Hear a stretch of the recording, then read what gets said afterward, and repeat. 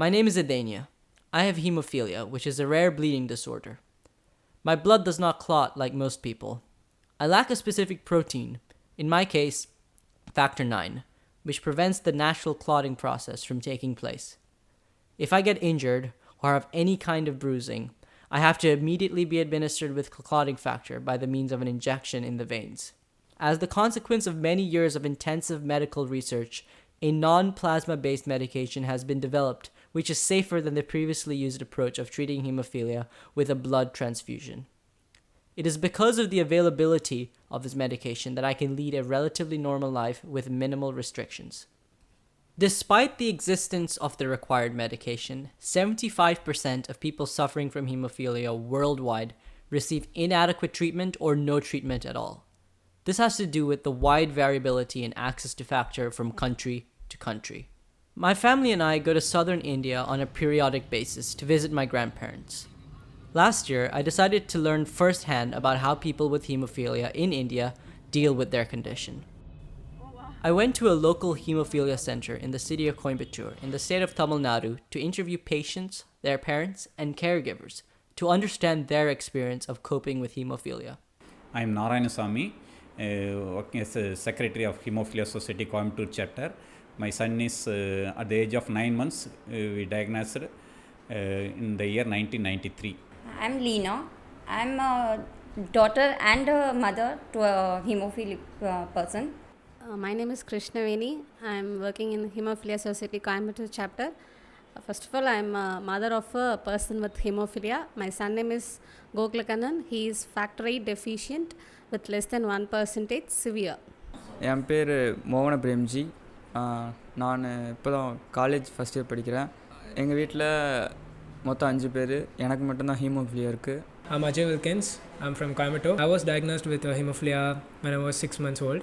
It was very shocking for me that my child was affected with the hemophilia at the time. Night he will go to bed properly, but while getting up he was unable to move his straighten his hand. While studying in 11th grade and 12th grade, he suffered very lot. He goes only 50% attendance will be there. In 2014, August 15th, Independence Day, my son got severe fixtures with unconscious stage in the early morning. We came to know that he got an intracranial bleed with the midline shift of 3 mm. That was the first experience we are facing with the severe bleeding issues. Almost my 1 year salary was paid for my that intracranial bleeds recovery. விளையாடினா bleed ஆகும் தெரியும், ஆனால் விளையாடுவேன், cricket bowling போடுவேன், அதனால நிறைய pleat வந்திருக்கு joint. It was very painful for me. Whenever major bleeds happen, it was very painful. I would have there were times that I asked my mom, why didn't you abort me?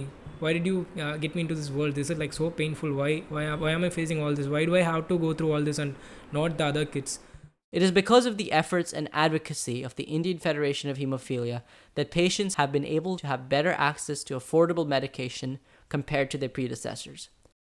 I had a chance to speak to Usha Parthasarthi, one of the founders of the Hemophilia Federation of India, who is currently the India coordinator for the non-profit organization Save One Life. I asked her what people with hemophilia used to do before the federation, and she told me that most people would just have to rest at home if they had a major bleed. Even with the federation, there were still several problems that people had to face. Sometimes there was no factor available at all, or it was too expensive, and people had to travel very far to get it. It's been 4 or 5 years, I guess, since the medicines came to the hospital. Before that, there were no medicines. Like if we get a bleed or something like that, we'll have to stay at home. We have to do ice therapy, and I have to take leave from school. So that was an advantage of having hemophilia. Like I can take leave whenever I want. If any bleed occurs, every time we have to go to CMC Vellore. For the traveling time, it will take 5-6 hours, and for preparing to go, so minimum it will take 12 hours to reach CMC Vellore. My son, after that intracranial bleed, he had a target joint bleed in the right knee and in the right elbow. We used to face every bleed in a week. At that time, we don't have free access factor. It is about 75% of my salary will go to my son's medicine cost. But as the Federation has evolved, hemophilia treatment centers and chapters are spread all around the country, and factor accessibility is a lot easier nowadays. We are in a right place, we are in a right hospital, right chapter to get the factor access. In the past few years, I am not worrying about my son with regard to hemophilia. We get the factors from Hemophilia Federation of India. We have received a huge quantity of clotting factors from World Federation of India free. So that goes to all the chapters through the doctors, and people, they don't have to pay for it. Thanks to federations and chapters, so we've got the factors in India. With our chapter support and efforts only, we have got a separate ward for Hemophilia Treatment Center, which is serving almost 350 patients nowadays. Without hemophilia, I wouldn't be like this. I wouldn't be the same person. And right now, I'm very thankful to my society because they have gone through a lot of hardship for getting the medicines in government hospital for free right now. Despite the situation being a lot better now than a decade ago, there are still huge inequalities in the volume of available factor in a country like India compared to a country like the United States of America. What I found was that sometimes a person in the USA would infuse 5 to 10 times the dose of what someone in India would. However, people argue that since there's an overabundance of factor for some people, they tend to overdose. I'm not with USA giving you 5 times. Okay. It's not necessary. Yes, okay. Like, we have put a lot of kids in India under small dose prophylaxis, Okay. which works beautifully. However, the reason that India does not have the same amount of factor as the USA is because the government can only afford to spend a relatively modest amount of its budget on factor purchases.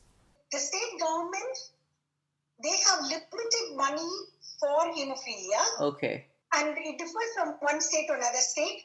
In some states, it comes under budget. In some states, it doesn't come under budget. So they will allocate money, depends upon the funds available that year. I was very inspired that the persistence, determination, and hard work of the hemophilia community in India had such a profound impact on making factor medication more available to those who need it. And I'm determined to support them in whatever little way I can. I'm raising funds for Save One Life, a non-profit organization which is focused on sponsoring children with bleeding disorders globally. I've set myself a target to raise $3,000 for Save One Life by May 5th.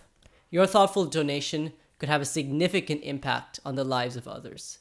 You can find a link in the description which will take you to my personal fundraising page. Thank you very much.